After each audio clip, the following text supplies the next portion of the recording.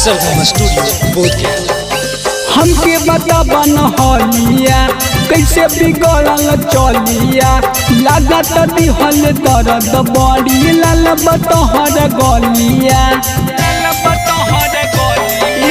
हमके बता हलिया कैसे बिगड़ल चलिया लागत दिहल दर्द बड़ी लाल बतहर गलिया। अरे बोला पहली रात बीतलो पलंगिए पो जन परसनिए में। पहली रात बीतलो पलंगिए पो जन परसनिए में।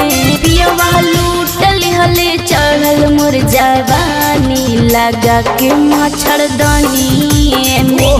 पियवा लूटल हले चढ़ल मोर जवानी सुता के मच्छरदानी में।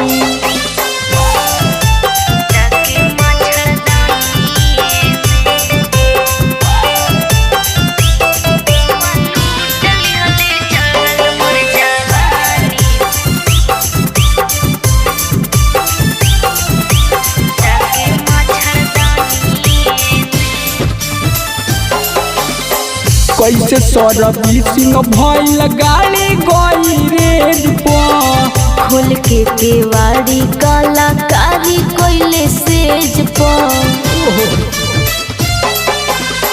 कैसे सरबी सिंह भइल गाड़ी गई रेड पर खोल के केवाड़ी कलाकारी कोइले सेज पर।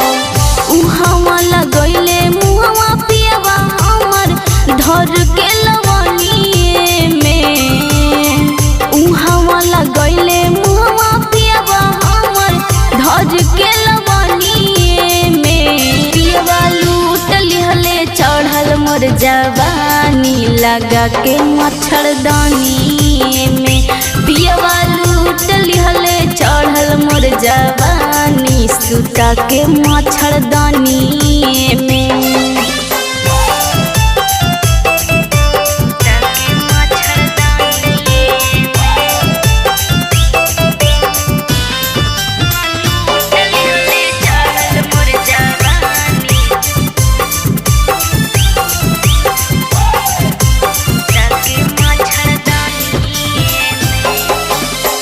सेजिया पपियावा जोरे जुड़ल कैसे तार हो।